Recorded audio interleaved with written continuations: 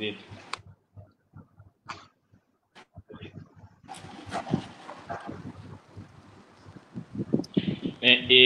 Boa tarde a todos. Sejam bem-vindos a mais um debate.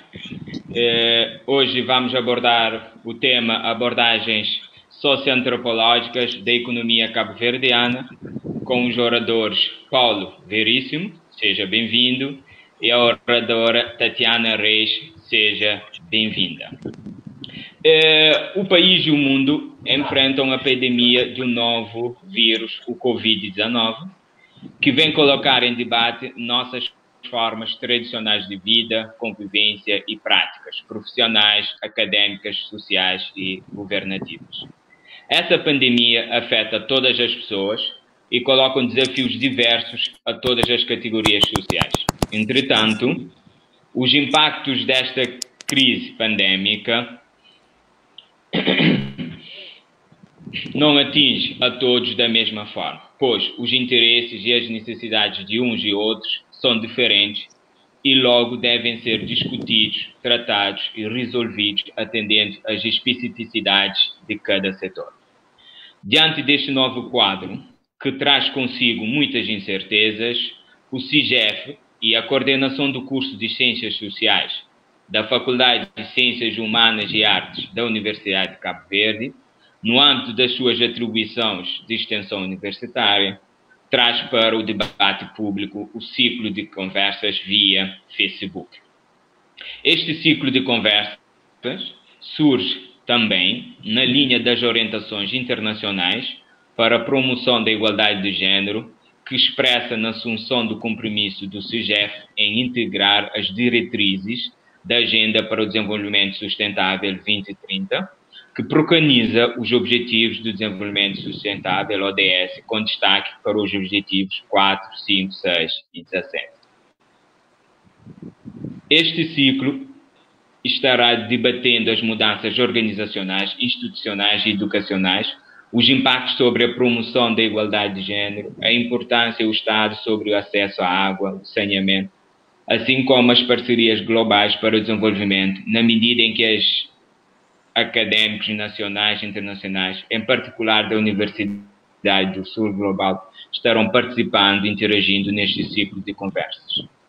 Este ciclo de conversas, de acordo com os Objetivos 4 das ODS, busca assegurar a educação inclusiva, equitativa e de qualidade e promover oportunidades de aprendizagem ao longo da vida para todos, na medida em que faz recurso a plataformas digitais para alcançar um número significativo de público, desde profissionais, ativistas e a sociedade civil, além dos estudantes que se encontram confinados em casa por causa do Covid-19, podendo assim ter acesso ao debate e ser integrados no debate. Também está vinculado ao Objetivo 5, que visa alcançar a igualdade de género e empoderar todas as mulheres e meninas, uma vez que as temáticas debatidas neste ciclo trarão dados sobre a situação da desigualdade do género no país, contribuindo assim para a visibilização desta questão. Assim trarão análise sobre o fortalecimento de políticas para a promoção da igualdade do género e o empoderamento de todas as mulheres e meninas, em todos os níveis, entre outros. Por fim, este ciclo sustentará nos Objetivos 6, que é assegurar a disponibilidade e gestão sustentável da água e saneamento para todos. E 17, que é fortalecer os meios de implementação e revitalizar a parceria global para o desenvolvimento sustentável, na medida em que terá especialistas nacionais e de outros países que estarão a discutir comparativamente com académicos cabo-verdianos os impactos do Covid, assim como as medidas implementadas a serem implementadas para se fazer face às mudanças que ocorrem neste contexto. O nosso público-alvo é a sociedade no geral, pelo que será realizado através de live, de forma a atingir o maior número de pessoas possível, espalhados pelos 4 cantos do mundo. Assim, este ciclo de debate ocorre semanalmente às quintas-feiras, pelas 18 horas, hora de Cabo Verde, sendo que cada semana teremos um tema específico que contará com 1 ou 2 pessoas convidadas para fazer a sua reflexão sobre a questão. Durante as sessões, o público poderá participar enviando mensagens com sugestões e perguntas, cuja reação será feita pelos intervenientes numa parte final reservada para o efeito. Como eu disse no início, hoje o tema é abordagens socioantropológicas da economia cabo-verdiana. Sendo assim, passo a palavra ao Paulo Veríssimo, mestre em Ciências Sociais e membro do CISEF, que terá entre 10 a 15 minutos para falar do tema. Tenha bondade, caro Veríssimo. Bom, obrigado, senhor moderador. Boa tarde a todos. Espero que me estejam a ouvir e bem. Sem mais delongas, abordagens socioantropológicas da economia cabo-verdiana sugere desde logo um debate nas ciências sociais, ou um debate entre as diversas ciências sociais sobre os fenómenos económicos. E isto remete-nos necessariamente para o século XIX, que é o momento da divisão, portanto, do trabalho nas ciências sociais. Os assuntos económicos passaram a ser território exclusivo dos economistas e os outros cientistas sociais passaram a ocupar-se, portanto, de assuntos não económicos. Portanto,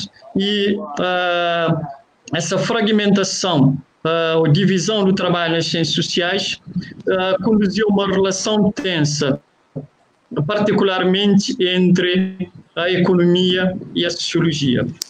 De um lado, nós temos os economistas acusarem a sociologia de falta de cientificidade, porque a economia se aproximou muito mais das ciências exatas, sobretudo do ponto de vista meteorológico, e por outro lado, do lado dos sociólogos, temos os sociólogos a acusarem os economistas de ignorarem os aspectos socioculturais. Portanto, este é o ponto de partida. A fragmentação do saber nas ciências sociais, com os economistas ao se ocuparem de forma exclusiva, de ter um monopólio, se ocuparem, portanto, dos fenómenos económicos, e os demais fenómenos não económicos reservar, portanto, aos outros campos do saber dentro das ciências sociais. E essa relação tensa entre a sociologia e a economia particularmente. No entanto, a partir da década de 70 do século passado, as barreiras que separavam a economia de outras disciplinas das ciências sociais começaram a diminuir. Na economia, nós começaram a diminuir, e este movimento também se verifica dentro da própria economia. De um lado, nós temos aquilo que se chama, ou que se convencionou chamar de virar institucional, portanto, o ressurgimento dos economistas, para o estudo das instituições. De outro lado, nós temos a virada cognitiva, portanto, o interesse pelas questões ligadas à incerteza, que é um debate na economia, sobretudo influenciado, portanto, pela psicologia. E no último, um último aspecto, nós temos os economistas a invadirem o território de outros cientistas sociais, aplicando um instrumental teórico no clássico, portanto, em particular, a hipótese de maximização da utilidade como critério de racionalidade. E na sociologia, nós temos o surgimento da chamada nova sociologia econômica, porque nós podemos ver nova sociologia. Espero que a Tatiana, vejo aqui a Tatiana com algum problema, espero que não esteja perdida. Dizia, na sociologia nós temos o surgimento da chamada nova sociologia econômica, que no fundo, o que é? São diversas abordagens, sobretudo em língua francesa e inglesa, que buscam inserir a economia na sociedade, mostrar que a economia é também parte do social.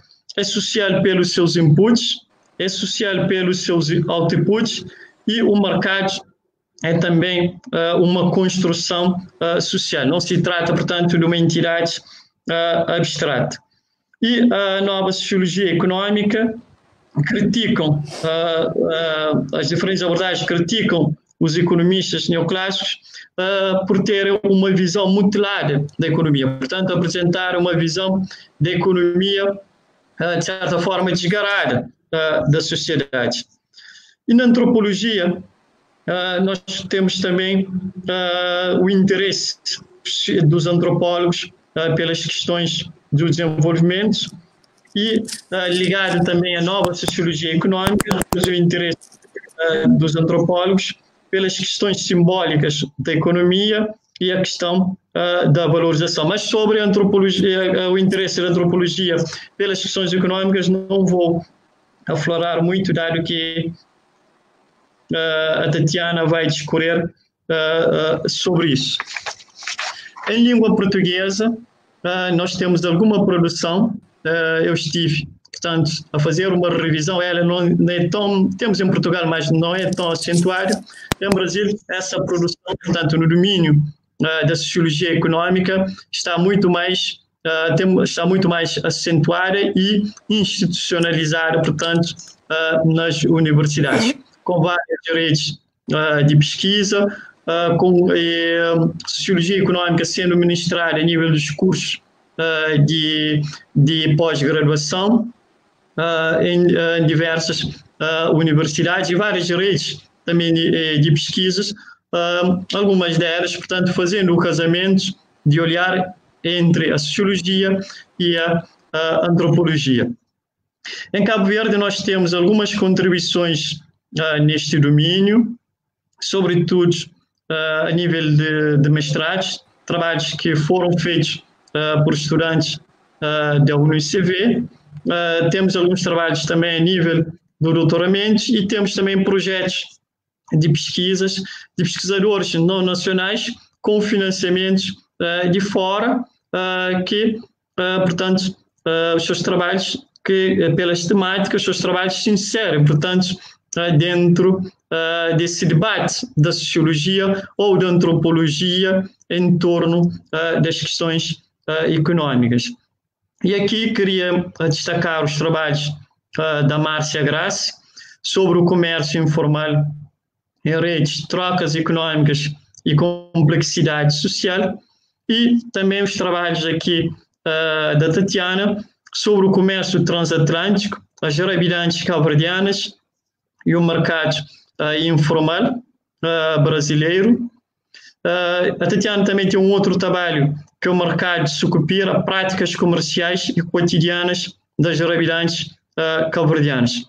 Eu estou a citar esses trabalhos de forma propositada, precisamente porque eu penso que, para além, vemos que na produção teórica, nas ciências sociais em Cabo Verde, nós não temos não diria um interesse, mas não há trabalhos, não há uma pesquisa sistematizada e profunda dos assuntos económicos. É por isso que eu estou a trazer esses trabalhos e, sobretudo, ligada à chamada economia informal e economia informal. E eu penso que esse aspecto é relevante. Há necessidade deste debate da sociologia e da antropologia em torno desta economia dita informal, sobretudo porque eu notei no quadro das medidas anunciadas pelo governo para fazer face aos trabalhadores desse setor, alguma dificuldade, não só alguma dificuldade na conceptualização, na operacionalização daquilo que seja neste setor, o que mostra que não há um conhecimento profundo deste setor. E não tendo um conhecimento profundo deste setor. Isso dificulta também que as políticas ou as medidas que estejam a ser tomadas ou anunciadas tenham um impacto que se deseja. Não se pode agir com eficácia sobre aquilo que não se conhece. Isto tudo por culpa de uma visão, portanto, da economia, face ao pleonasmo, muito centrada na própria economia, não aportando contributo de outras ciências sociais, nomeadamente da sociologia e da antropologia, e de uma visão também jurídico-legal da economia, e que cria uma dicotomia entre o setor informal e o setor informal. Eu penso que uma abordagem multidisciplinar, que há necessidade neste momento de uma abordagem multidisciplinar dos fenómenos econômicos, centradas nos atores, nas suas práticas, nos seus cotidianos, portanto, nos seus dias a dia, no dia a dia e, sobretudo, contextualizado. E nesse aspecto eu penso que a sociologia e a antropologia, portanto, uma abordagem socioantropológica da economia, particularmente da dita economia informal, traria grandes elementos para debate, mas também para o redesenho das políticas públicas voltadas para este setor e sua eficácia. Eu fico por aqui, a Tatiana depois dá continuidade. Muito obrigado, caro Veríssimo. Agora passo a palavra a Tatiana, que é doutora em História e professora da Universidade Estadual de Maranhão. Faça favor, a palavra é sua, Tatiana.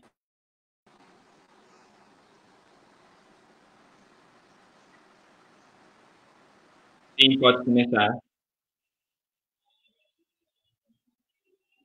O microfone. Vocês estão me ouvindo? Sim, sim. Sim, estamos a ouvir, Tatiana. Pode começar. Então. Bom, então, obrigada. Primeiramente, eu gostaria de agradecer o convite, né, me feito pela Carla e também pelo CIGEF, por essa oportunidade da gente conversar um pouco mais acerca da realidade econômica de Cabo Verde, inclusive em frente a esse processo de crise econômica causada pela Covid-19. Quero também agradecer a oportunidade de poder reencontrar com o Paulo, meio que virtualmente. O Paulo foi de grande importância na minha pesquisa, um interlocutor de grande importância, algo que eu venho pesquisando desde 2011, que é especialmente sobre as habitantes cabo-verdianas. E a partir do convite, um pouco acerca do que eu quero trazer algumas reflexões sobre o contexto de crise atual e os seus impactos sobre os mais vulneráveis da população cabo-verdiana, especialmente aqueles tidos ou inseridos no dito mercado informal, um número significativo de mulheres. Pontuar algumas questões que fazem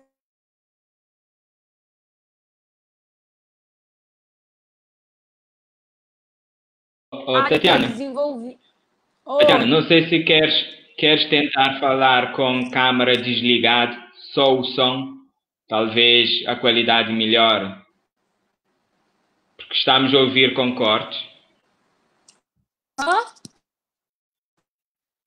Não sei se queres falar só som, tira a imagem, deixa só o som, para que possamos perceber, porque está a dar com cortes.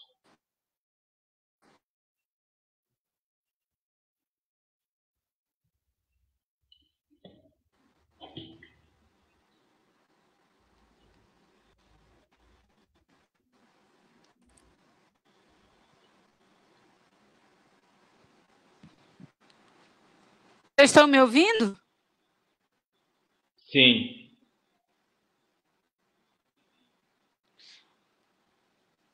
Eu acho que tem algum problema aqui na minha conexão. Você acha melhor eu tirar o vídeo?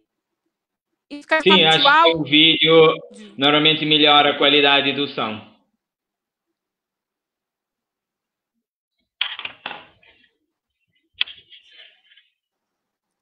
Deixa eu tentar fazer isso aqui. Isso. Tá dando para me ouvir agora melhor? Sim, sim. Então eu vou continuar sem ser um vídeo, acho que fica melhor. Sim, sem o vídeo acho que fica melhor. Obrigado.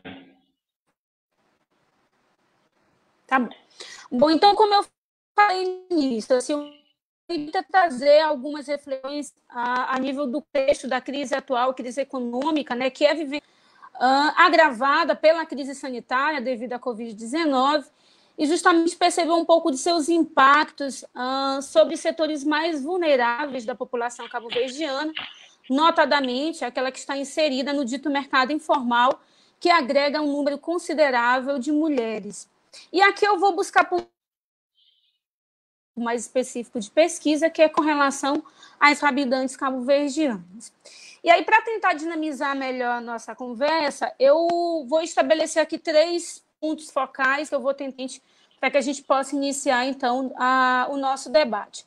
Primeiramente, eu quero retomar um pouco do que o Paulo já veio pontuando com relação a essa multiplicidade. É preciso desenvolver um debate eficaz quanto às nossas percepções sobre o dito mercado informal, sobre a dita economia informal, ou seja, o setor informal multifacetado, ele está imbricado, inclusive, às lógicas formais da economia, nem mesmo os economistas estão certos acerca daquilo que verdadeiramente diferencia o que nós podemos denominar de formal em contraposição àquilo que é como informal. Vou tentar pontuar alguns desses elementos que o Paulo já chamou atenção no primeiro momento. No segundo momento, eu vou tentar destacar um pouco mais com relação a essa presença marcadamente feminina em meio às atividades informais. De fato, são as mulheres que, em sua maioria, estão inseridas, desenvolvem as atividades informais, uma realidade que, obviamente, não é exclusiva de Cabo Verde, é algo que nós conseguimos identificar pela parcela significativa do mercado de trabalho mundialmente, e são as mulheres aquelas que ocupam, em sua maioria, esse setor. E no terceiro momento, já no finalzinho para concluir, eu vou trazer algumas reflexões a nível de ações, né? Paulo também chamou a atenção disso, como é que ainda existe não sei se um descaso, mas informações um tanto quanto difusas a nível de quais medidas tomar e de que forma nós, de fato, podemos implementar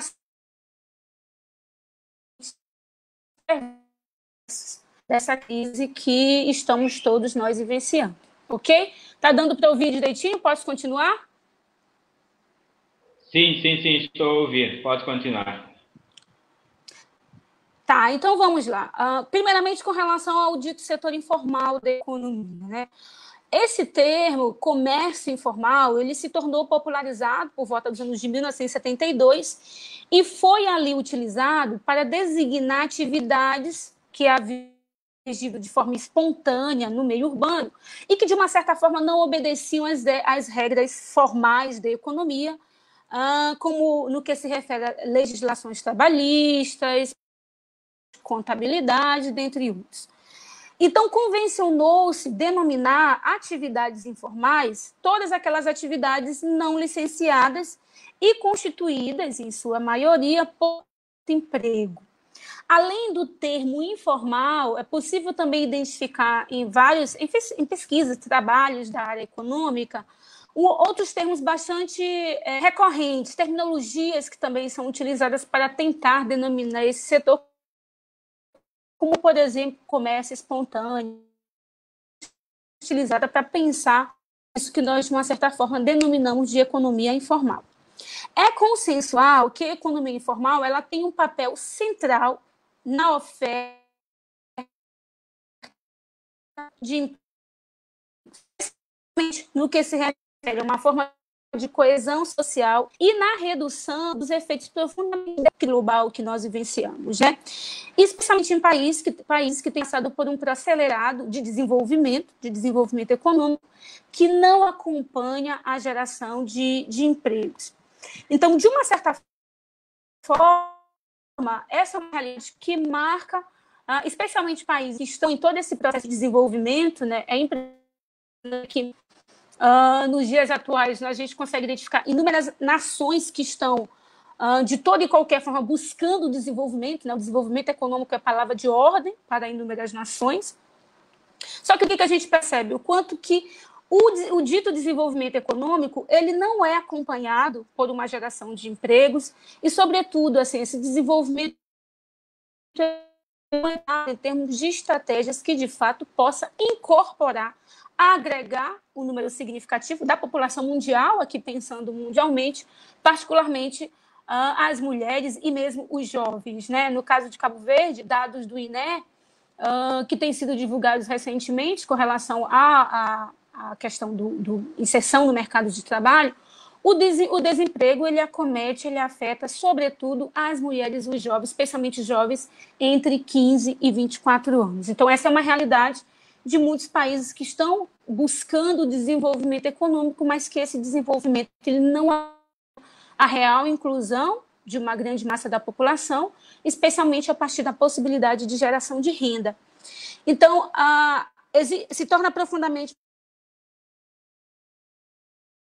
dessa de ter economia informal, devido a essa plasticidade, né, da fronteira entre aquilo que a gente pode denominar de formal e informal, mas, sobretudo, em função das marcas profundamente desiguais, não somente em termos sociais, mas de gênero, que esse processo de desenvolvimento ele acaba acarretando.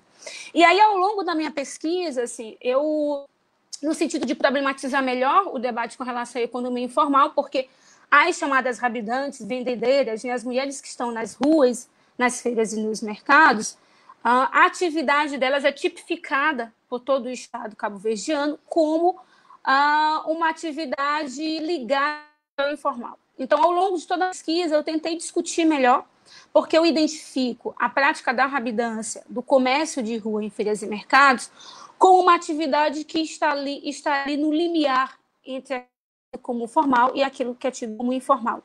Então, eu acabei fazendo um levantamento geral do impacto do comércio informal, desse setor específico em Cabo Verde, e também acabei buscando compreender um pouco mais de como é que essa realidade é pensada em todos os países da comunidade do ocidental.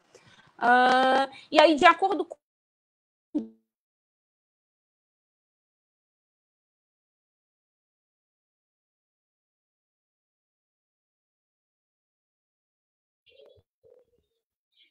Tatiana? Tatiana, estás a nos ouvir?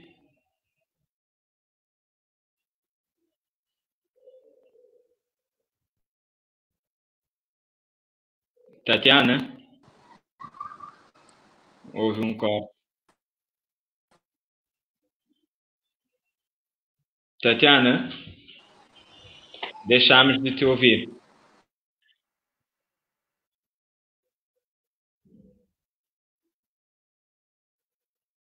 Veríssimo, estás a ouvir?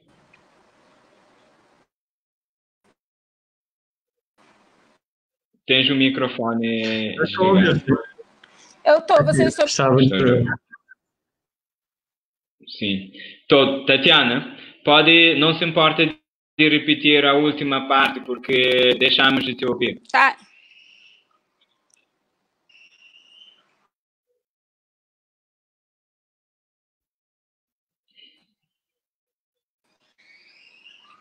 Estou sim, Tatiana.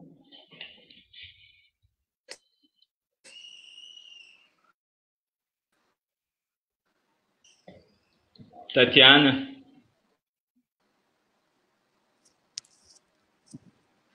Tudo para me ouvir? Sim. Pode. Aí pode falar aí Estão me ouvindo? 3 minutos. Sim, 3 minutos atrás. Pode voltar aí uns 3 minutos atrás e continuar.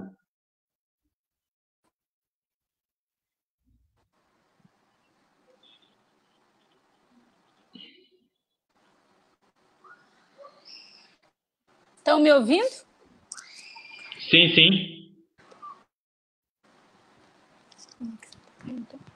Você estava me ouvindo? Sim, Tatiana.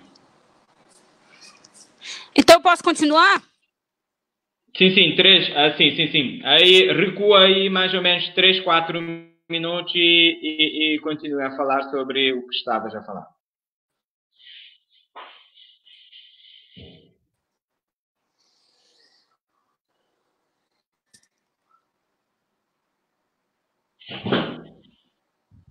Tatiana?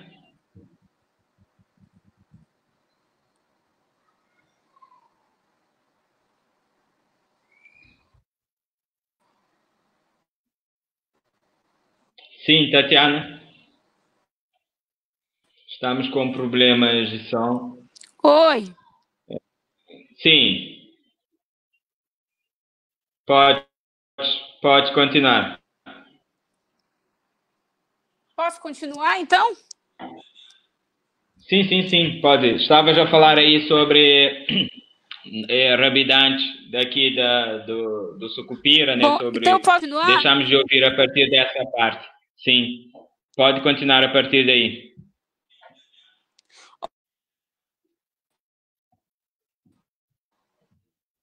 Não sei, estás com problema de... Tá, presença, né? Os dados significativos. Oi. Sim. Continua.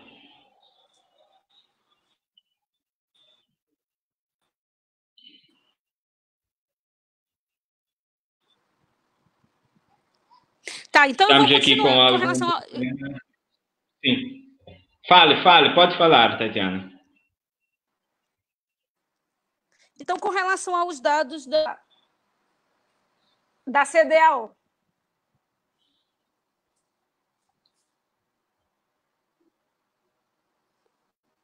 Sim. Bom, então, o que informações da direção do comércio da quais relatórios que vem sendo... O que eles estão demonstrando, né? Que o comércio informal ele representa cerca de 70% do comércio em toda a África Ocidental, na medida em que a maioria dos comerciantes, chamado comércio transfronteiriço, isso que é esse comércio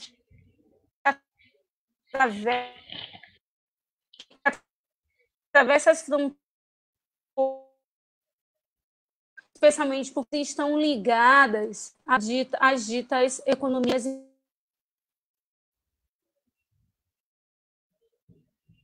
Acabei apontando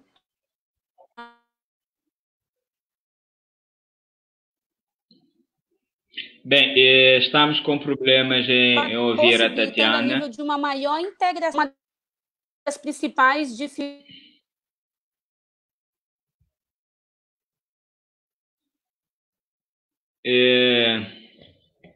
Nós estamos aqui com algum problema. A vantagem é a nova tecnologia, né? Tem a vantagem de nos permitir estar em contato com pessoas bastante distantes, como a Tatiana está no Brasil, mas, por outro lado, também há variáveis que nós não conseguimos controlar, que têm a ver com a qualidade da rede. Bem, e a Tatiana está a falar da economia informal, ou seja, a fazer uma comparação entre a economia formal e a economia informal. Falou um pouco da origem da economia informal, o porquê da economia informal, e agora ela estava a apresentar alguns dados, né? Principalmente aqui em Cabo Verde, ela demonstrou que a economia informal é uma área que está principalmente que é principalmente ocupada pelas mulheres, mães de família, e ela fez um estudo sobre as gravidades no Sucupira, em que, de facto, nós podemos constatar aí que grande maioria, podemos falar em quase 90%, das pessoas que estão no comércio no Sucupira são mulheres e mães de família. Portanto, isso demonstra um peso que a economia informal e o setor informal, por assim dizer, tem nas mães mães de família aqui em Cabo Verde. E também ela fala e demonstra que, em relação ao continente africano, o setor informal tem um peso enorme. De acordo com os dados existentes, cerca de 70%, ou seja, a economia informal tem um peso de 70% no comércio formal, ou seja, na toda a atividade econômica, aqui na África Ocidental. E então, há aqui uma questão fundamental, não é? Que o porquê desse crescimento da economia informal, o porquê desta dificuldade em passar do setor informal para o setor formal. E o colega Paulo Veríssimo também falou da economia, inicialmente fazendo essa comparação com os outros ramos, né? Antropologia, sociologia, e o Paulo Veríssimo deixou transparecer que a economia não tem focado nos aspectos sociais. Ou seja, será que com isso, ou seja, será que é a própria política ou as próprias medidas econômicas que têm sido adotadas, que têm levado a esse crescimento da economia informal? Não sei se é essa visão que o Paulo Veríssimo queria trazer aqui, e então gostaria de fazer essa questão ao Paulo Veríssimo, e como é que ele interpreta, como é que ele lê esse aumento do setor informal, principalmente aqui em Cabo Verde, causas que poderão estar por detrás desse setor informal aqui em Cabo Verde, desse crescimento informal aqui em Cabo Verde. Não sei se o Paulo Veríssimo pode avançar em relação a essa questão.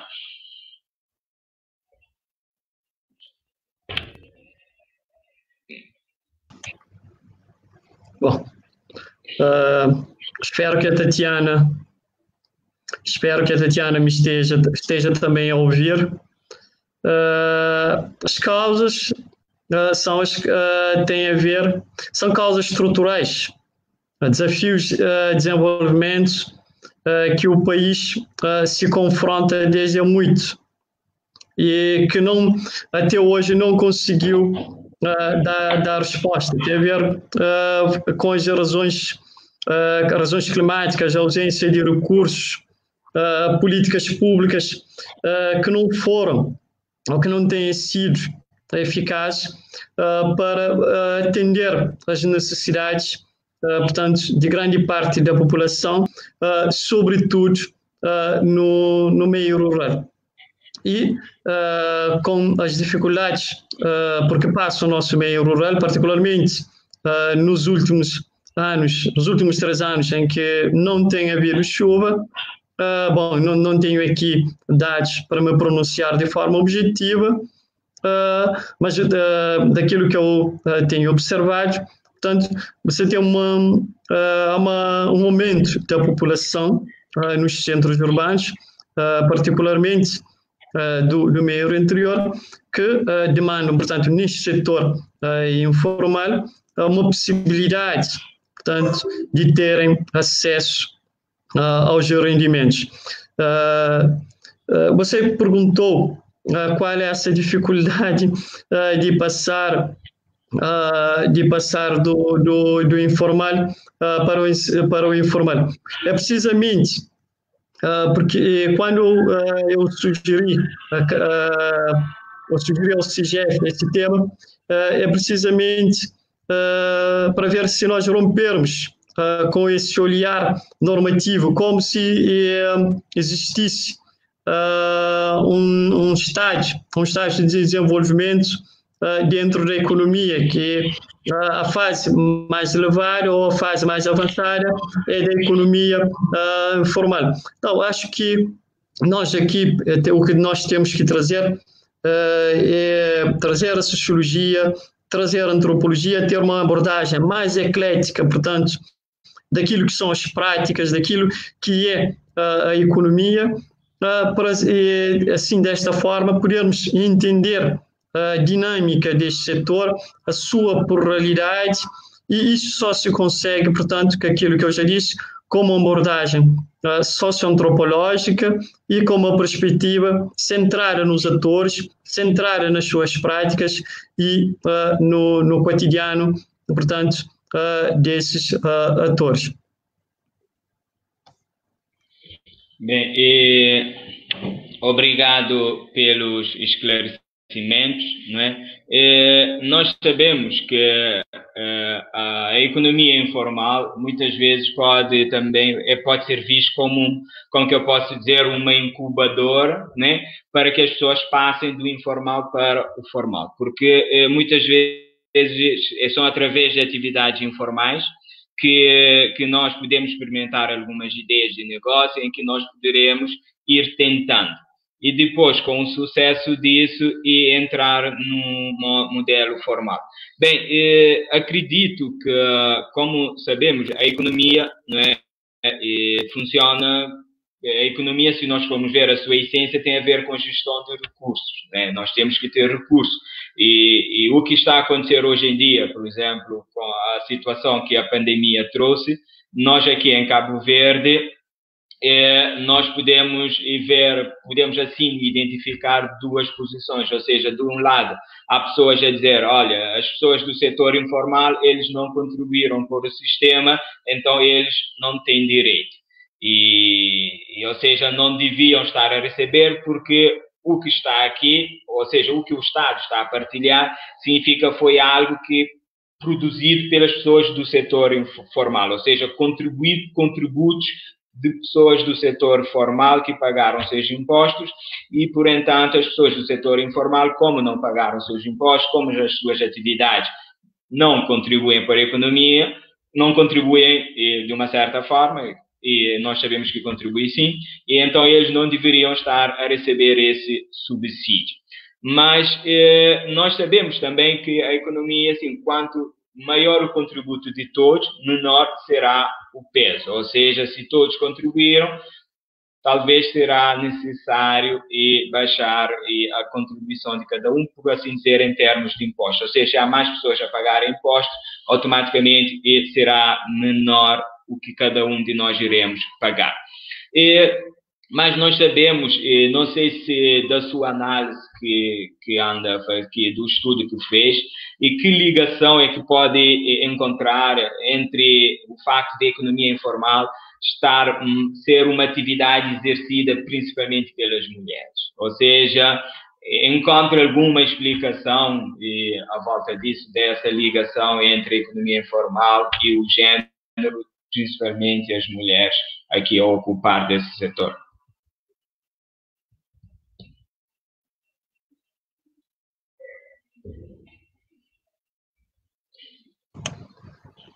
Bom, já disseste muita coisa. Vou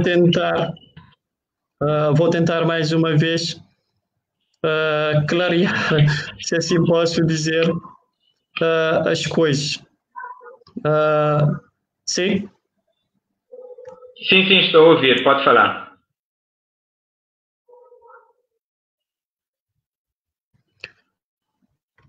Sim, aquilo que nós estamos a... Bom, digo, a ideia aqui é provocar precisamente uma ruptura.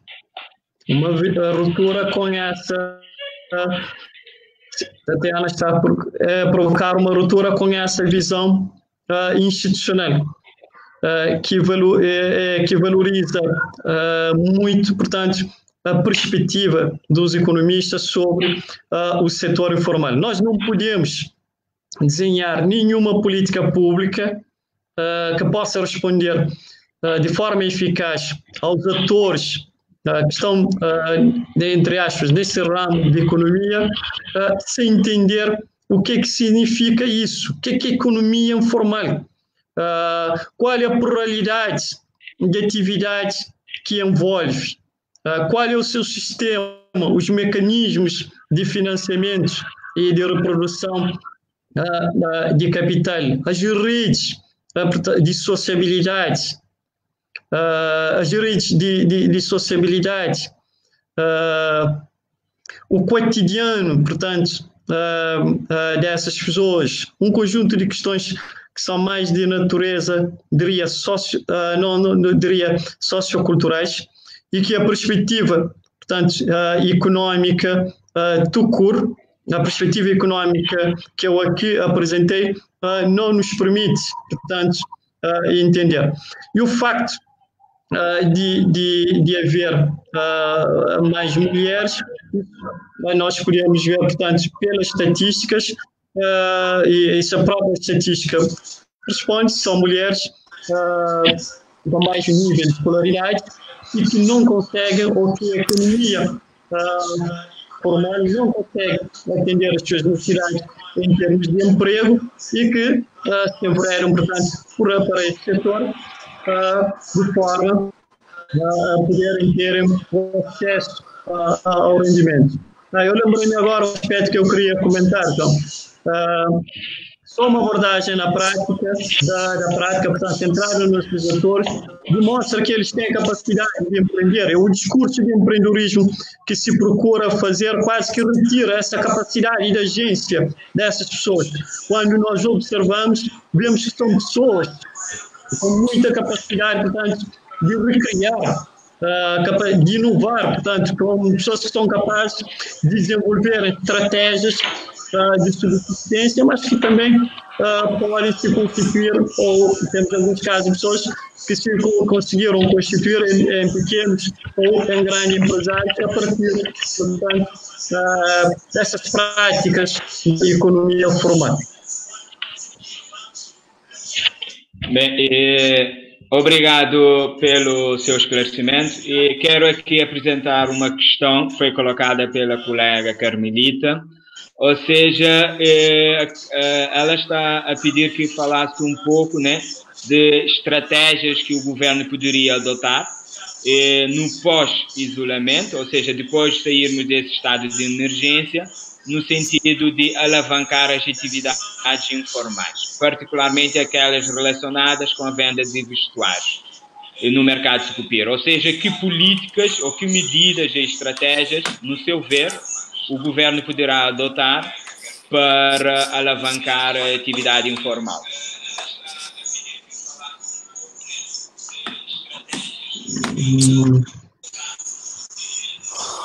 Meu Deus. Conseguiu conectar, Tatiana?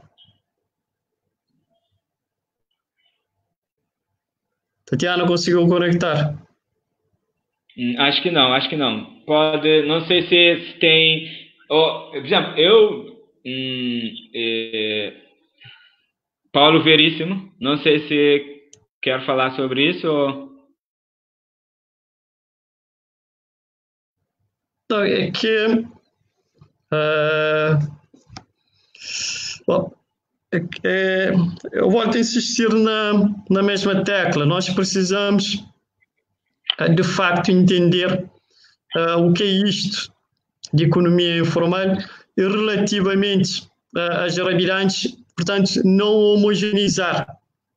Por exemplo, à volta do mercado de Sucupira, nós temos uma dinâmica. Precisamos, em primeiro lugar, esse aspecto de entender a dinâmica, toda a dinâmica que existe à volta do mercado do Sucupira, todos os agentes que estão ali envolvidos. Só em função disso é que nós poderemos desenhar políticas ou instrumentos que possam alavancar, portanto, a atividade dessas pessoas. Enquanto nós tivermos essa visão homogeneizante, dificilmente conseguiremos qualquer resultado.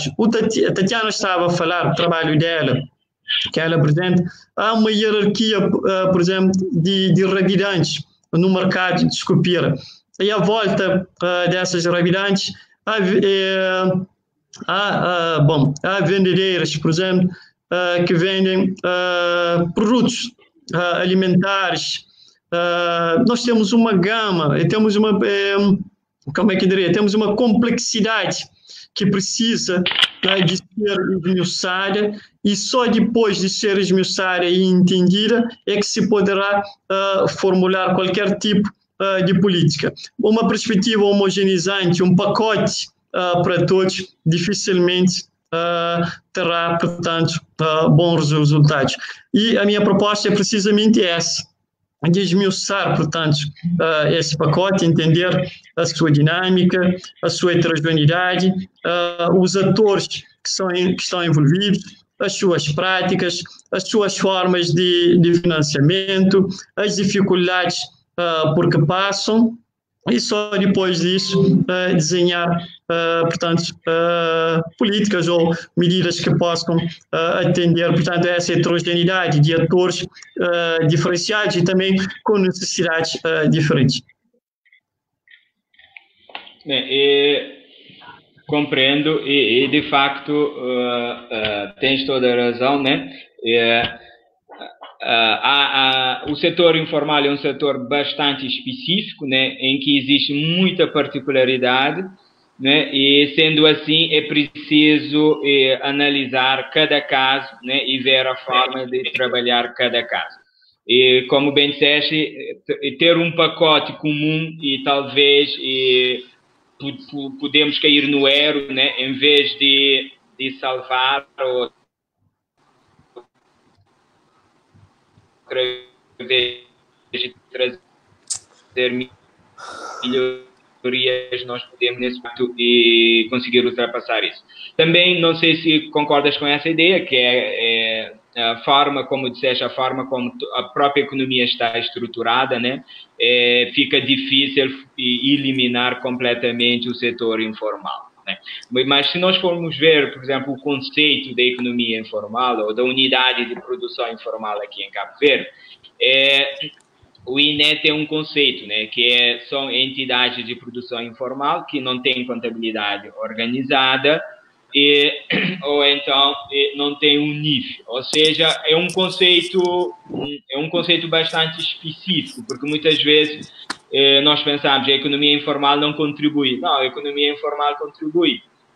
Nós temos cerca de 34 mil unidades de produção informal e que empregam entre 1, 2, 3, 4 pessoas, ou seja, temos um número considerável de pessoas que estão no setor informal. Essas pessoas, ao consumirem, por exemplo, estão a pagar o IVA, ou seja, estão a contribuir.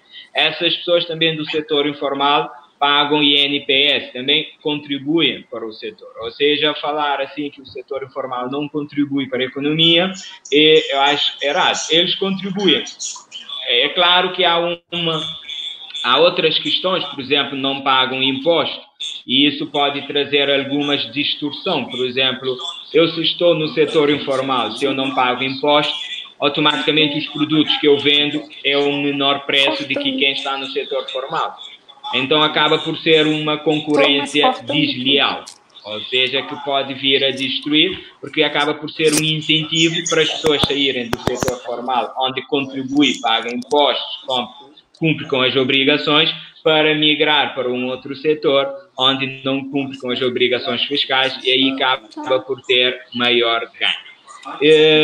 Mas, como bem falaste, né, é preciso trabalhar cada caso, e é preciso também apresentar propostas e projetos concretos, né, para que nós possamos ter contributos de todos na nossa economia. Também uma outra questão é que há alguns analistas que dizem que essa situação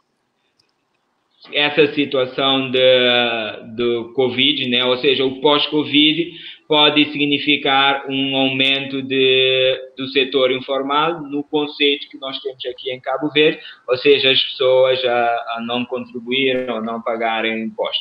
Acreditas que isso poderá acontecer, ou seja, essa crise poderá aumentar e levar a maior parte, ou seja, pessoas que talvez estavam no setor formal poderão passar para o setor informal? Acha que uma das consequências dessa crise pode ser isso? Paulo Veríssimo. Bom. Acho que a Tatiana.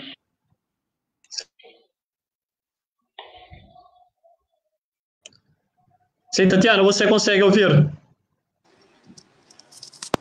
Tatiana? Estão me ouvindo? Sim, Sim, estamos a ouvir.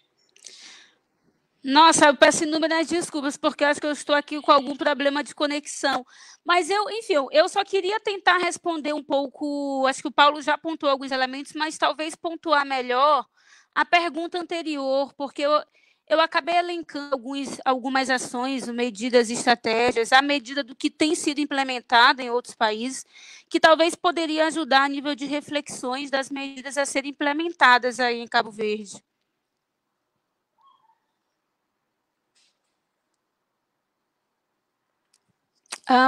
Posso elencar algumas delas aqui?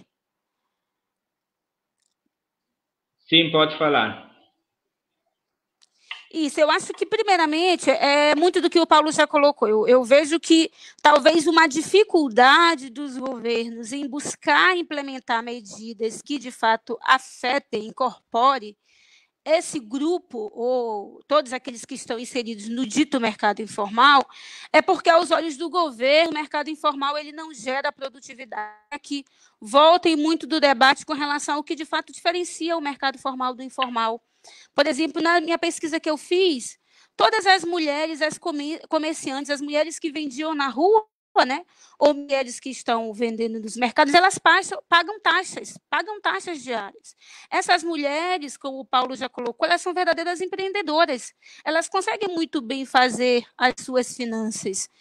E o que, de fato, poderia diferenciar, grosso modo, enfim, poderia elencar várias outras questões que diferenciariam o mercado formal do informal, mas o que eu acredito que seja o elemento mais crucial em meio a essa diferenciação é uma dita não cobrança de impostos por parte do governo das atividades informais. O que, no que se refere às comerciantes cabo-verdianas, existe sim uma cobrança de imposto, que são as taxas diárias que elas acabam pagando em termos de ocupação ou mesmo dos produtos que elas comercializam. Então, eu acho que uma certa negação em termos disso, de fato, dificulta com que os governantes se sintam responsáveis em implementar medidas que, de fato, incorporem essa população, porque eles acham que o dinheiro não terá um retorno para o Estado. E aí eu acho que é importante ressaltar ainda o quanto que as mulheres que estão inseridas no mercado informal, ou dita na dita economia informal, tudo aquilo que por elas é gerado, ele é novamente aplicado na comunidade. As mulheres, as habitantes que eu entrevistei, em sua maioria eram mulheres que, com o dinheiro da venda dos produtos, elas pagavam, por exemplo, a propina das universidades dos filhos, né? Então, é um dinheiro que realmente volta. Pesquisas demonstram como é que 70% de tudo aquilo que é produzido e gerado pela economia informal, ela retorna para os cofres públicos. Essas mulheres possibilitam com que essa renda ela realmente circule, né? Então, ela retorna para os cofres públicos, porque, na vista dos governantes, isso é um dinheiro que se esvai e que não retorna em termos de taxação, o que eu, de fato, procuro demonstrar na minha pesquisa. Mas, enfim, em termos de repensar algumas dessas estratégias, o que eu acho que é importante, primeiramente, fazer? Buscar implementar medidas a partir de uma ação conjunta com as entidades que, de fato, trabalham com esses setores. Por exemplo, eu acompanhei que a Associação de Luta contra a VBG fez um levantamento, por exemplo, em termos dos empregados e das empregadas domésticas, que é um outro grupo que está sendo diretamente afetado pela pandemia. Então, eles conseguiram fazer um mapeamento de quem são esses indivíduos, quais são as atividades que eles desenvolvem.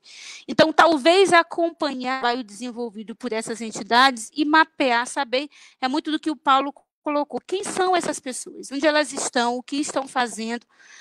Talvez seja uma forma de mapear e conseguir alcançá-las de medidas a serem implementadas. Penso que seja importante, ao exemplo do que foi feito aqui no Brasil, a implementação do auxílio emergencial. Eu sei que isso foi, inclusive, publicizado pelo governo cabo-verdiano, de um auxílio, mas pelo que eu conversei com algumas dessas comerciantes, isso ainda não chegou, ainda não sabe como ao certo isso vai chegar. Aqui no Brasil, por exemplo, seguiu o modelo do chamado CadÚnico, né, que é um cadastro que na realidade faz referência à população mais empobrecida, né? E que agora houve um incremento porque acabou se referindo a populações, não somente populações que estavam desempregadas, mas populações que foram adentraram o desemprego em função da Covid, né? Então, esse cadastro serviu para que o governo pudesse localizar essas pessoas, ter minimamente um contato e um controle, saber quem são e de que forma esse valor poderia chegar até elas. É claro que vivenciamos vários problemas em termos do acesso a esse rendimento, filas e mais filas nos bancos em função das pessoas que realmente precisam, e as dificuldades que está sendo em acessar esse recurso, mas eu acredito que uma real aplicabilidade no termo de conceder esse auxílio a essas pessoas é uma das medidas que, de fato, seria importante de serem implementadas. Um outro dado, que também é exemplo do que está ocorrendo em outros países, aqui no Brasil isso também foi discutido, é com relação à isenção de licenças e de pagamentos diários.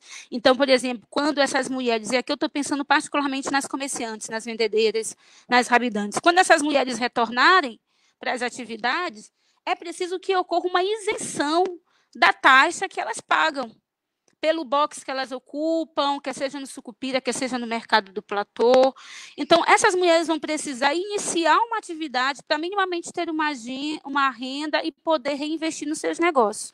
Então, é preciso que ocorra uma isenção do pagamento dessas taxas. Isso foi algo solicitado pela Associação dos Comerciantes Ambulantes aqui no Brasil. A nível de Brasil, eles se reuniram, emitiram uma carta exigindo que eles sejam isentos dessa forma de pagamento. Eu acho que também poderia ser uma ação implementada pelo governo cabo-verdiano, a nível do controle das feiras e dos mercados, isentar, pelo menos no primeiro mês, enfim, o pagamento dessa taxa por parte destes agentes. Da mesma forma, a ampliação na distribuição de cestas básicas, eu sei que isso também foi uma medida implementada aí, mas, enfim, não sei ao cabo como é que, de fato, ocorreu a aplicabilidade de tudo isso.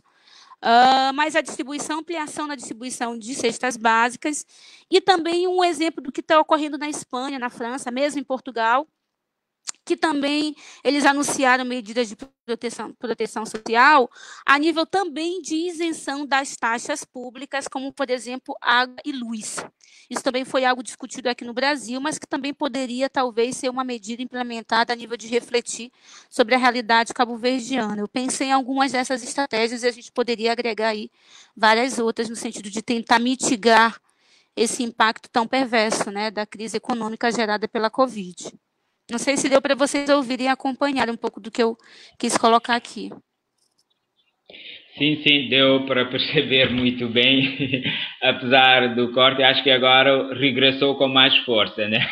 Conseguimos perceber tudo do que falou, né? E elencou aqui muito bem os pontos ou medidas que o governo poderá adotar no sentido de facilitar a integração e permitir a integração dessas pessoas que estão no setor informal, de modo a que o impacto, ou que os ajude a minimizar o impacto do Covid. Foram aqui pontos bastante pertinentes, eu acredito e espero que as autoridades tenham isso em conta na altura de implementar medidas para ajudar esse setor. Também falou muito bem, né, de que o setor informal, de facto, contribui mesmo para a economia, sim, tem um peso considerável na economia. Existe um estudo feito pelo INE, aqui em Cabo Verde, 2015, em que demonstra a contribuição, ou seja, um montante de dinheiro que é gerado no setor informal e como é que isso tem um impacto na economia. E, portanto, não sei se o Paulo Veríssimo tem alguma coisa a acrescentar em relação ao que a Tatiana falou. Bom, apenas complementar e voltar a insistir na mesma tecla. Bom, de um lado, nós estamos numa sociedade que valoriza muito a informação estatística e tendemos a ficar apenas pelas estatísticas. Estatísticas, sem dúvida, os números são meio, portanto, de verificação, elementos de medida da realidade, mas não são a realidade. E nós não podemos captar a dinâmica da realidade ficando apenas pelas estatísticas. E a definição, que a definição do comércio informal do Instituto Cabo-Verdiano, do INE, é uma definição que cria muitos problemas, desde logo para o entendimento, até para os números que depois o INE apresenta. Essa de pagar impostos, contabilidade organizada, os conceitos estão completamente desfasados da realidade cabo-verdiana. Nós precisamos de fazer uma reconceitualização, portanto, daquilo que é, acho que o trabalho deve iniciar aqui, uma reconceitualização daquilo que é o trabalho informal, porque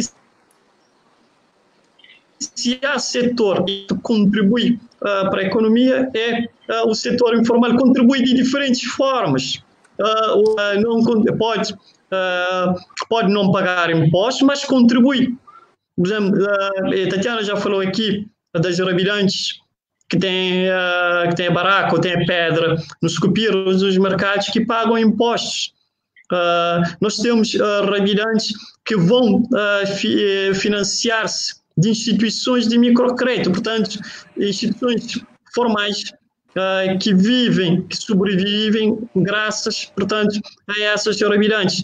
Temos comerciantes retalhistas que conseguem sobreviver, manter os seus negócios, porque precisamente são essas rabirantes que nas ruas e periferias da cidade, portanto, fazem a distribuição daquilo que produzem, produzem ou comercializam, fazendo essa ligação entre o distribuidor retalhista e os consumidores finais.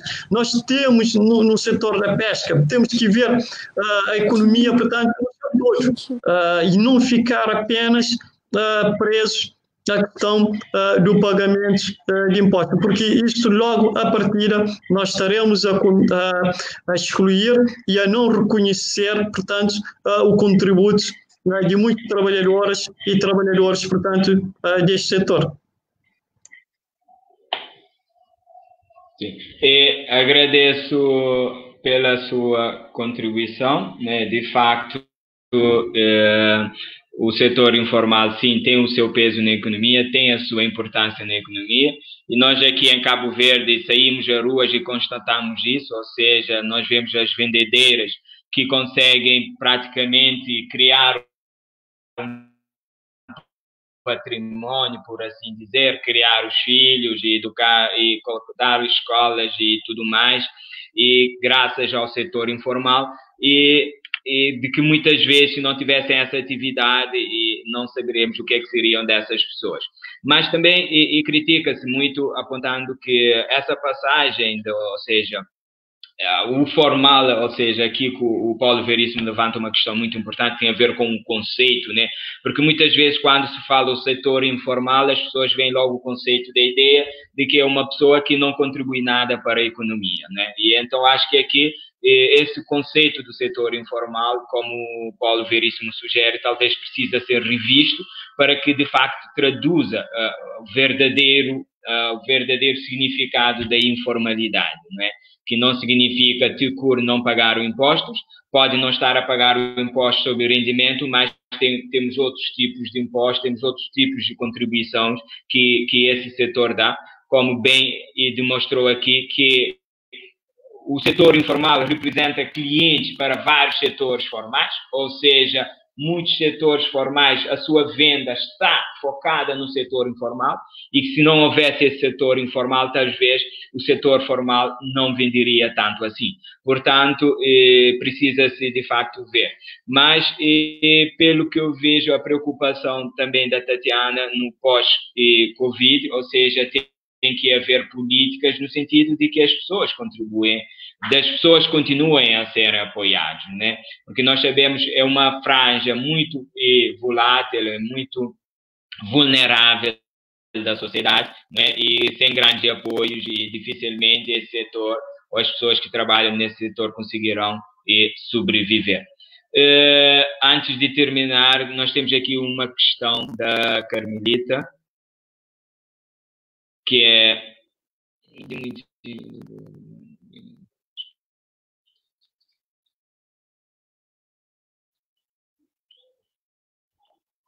Bem, tenho que ler a questão.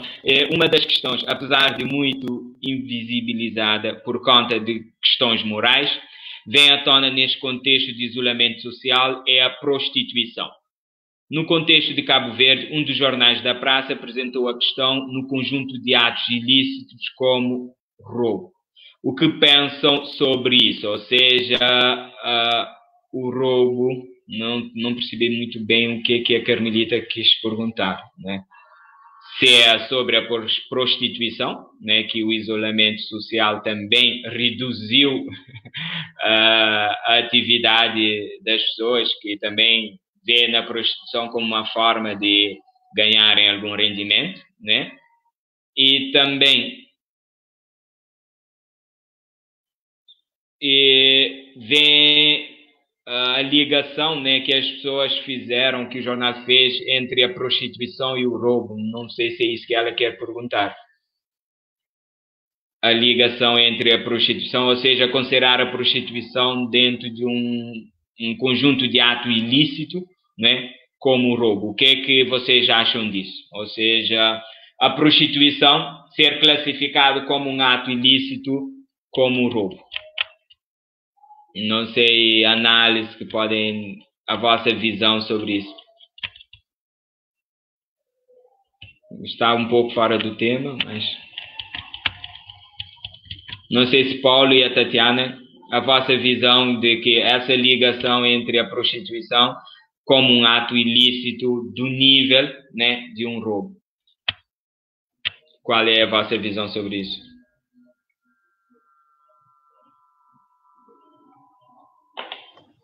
Tatiana, você consegue ouvir? Sim, Tatiana. Bom, acho que a Tatiana está com dificuldade em ouvir. Bom, de facto, eu não vim preparado para responder a esta questão, mas o que eu diria é o seguinte. Alguns anos atrás, a questão do trabalho profissional do sexo mereceu alguma atenção em termos de produção de estudos, mas também de algum debate na sociedade. E foram feitos alguns estudos, sobretudo ligado à questão da saúde, ligado à questão do uso de droga injetável e também da transmissão de doenças. Bom, de repente, não sei porque é aí que é um ponto interessante que precisa de ser refletido. De repente, tanto a nível social como a nível institucional, o trabalho profissional do sexo foi completamente invisibilizado. Portanto, não se fala mais no assunto. Eu vi, de facto, a reportagem que vi no Jornal da Semana e já agora aproveito este espaço para incentivar o CIGEF a trazer números horas de conversa esta questão e colocá-la sobre a mesa e trazer, portanto, esse sujeito, essas pessoas de direito que estão sendo invisibilizadas, portanto, pela sociedade, mas também pelas instituições, trazer a debate os seus problemas, os seus dia a dias e que está a colocar sobre a mesa a regulamentação, portanto, deste setor, como alguns países fazem.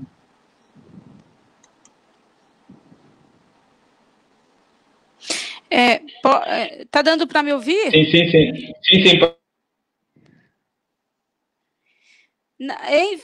Pelo que eu entendi do questionamento, assim, acho que é com relação a mais uma problemática social em função do contexto de crise nós vivenciamos de uma forma geral e também, talvez, de uma particular. Vale a pena ressaltar o quanto que a Covid, né, ela acabou acirrando ou tornando muito mais visível inúmeras outras problemáticas que a gente vivencia no cotidiano e, como foi colocado aqui, talvez por questões morais, não são tocadas, não são discutidas, né? E no âmbito da prostituição feminina, existem vários tabus com relação ao debate de uma prática que efetivamente ocorre e talvez nesse contexto também seja diretamente impactada, né, pela crise econômica gerada pela Covid. Eu penso que, em meio a esse contexto que nós vivenciamos, talvez ele possibilite com que vários outros debates que nossas sociedades tentam escamotear seja possível se discutir, como muito do colocou, que é com relação à legalização. Aqui no Brasil e em vários outros países, a prostituição já é uma prática legalizada, embora condenada em vários outros países, e sobretudo, assim, dentro de uma lógica não somente moral, mas dentro de uma lógica que condena e que criminaliza, né? Eu acho que talvez o debate da prostituição que foi trazido aqui sirva justamente para a gente repensar toda a visão negativa que se tem das ditas informais que insere a prostituição e várias outras atividades dentro de uma negativa no âmbito econômico, para a gente consiga discutir melhor, refletir e possibilitarmos um debate mais claras, como uma possibilidade de regulamentação da prostituição feminina em Cabo Verde, embora certamente temos muitos discursos morais ou moralistas contrários, né?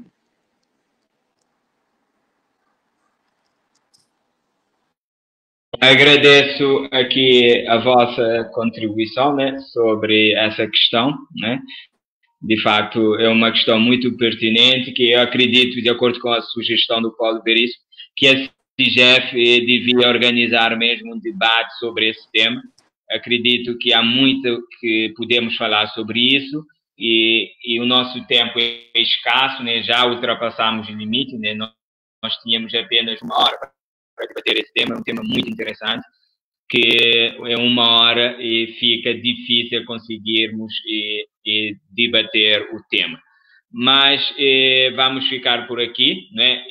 Agradeço a presença de todos e todos que disponibilizaram para estar aqui a nos seguir durante esse debate. Meu muito obrigado.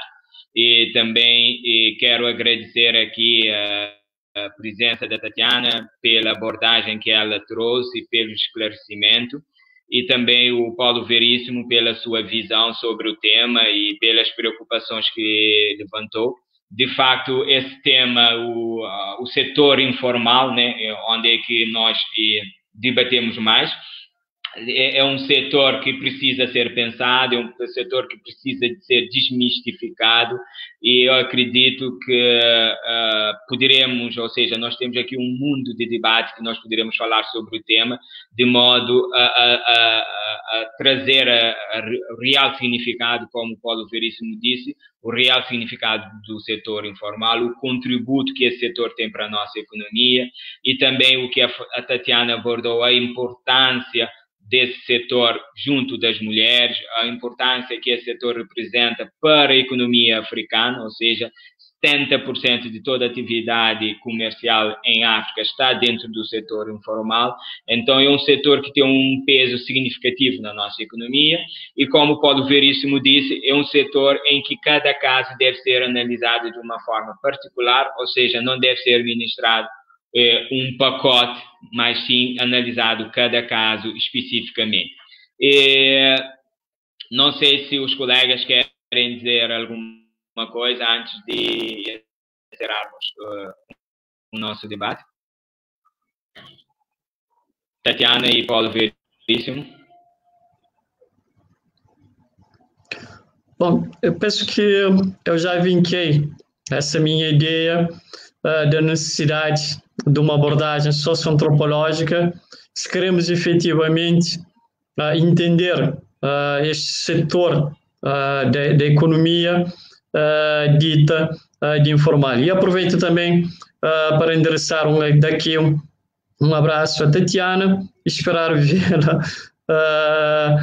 tão breve quanto seja possível, e agradecer uma vez mais esta oportunidade que o CIGEF está a me dar. Obrigado. Agradeço aqui em nome do CIGEF e acho que também todo o grupo lhe agradece pela prestação. A Tatiana, não sei se quer dar algumas palavras finais.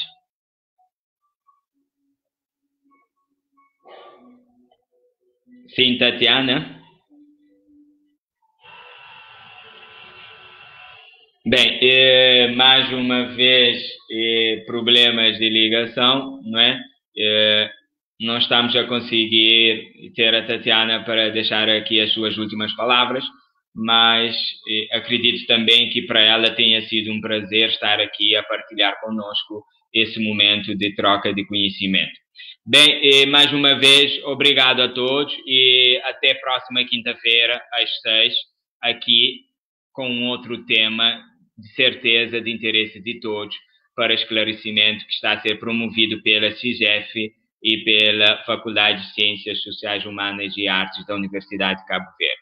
Boa continuação a todos e nós que estamos na Ilha de Santiago ainda estamos de quarentena, portanto, não fica na casa para nos proteger no estudo.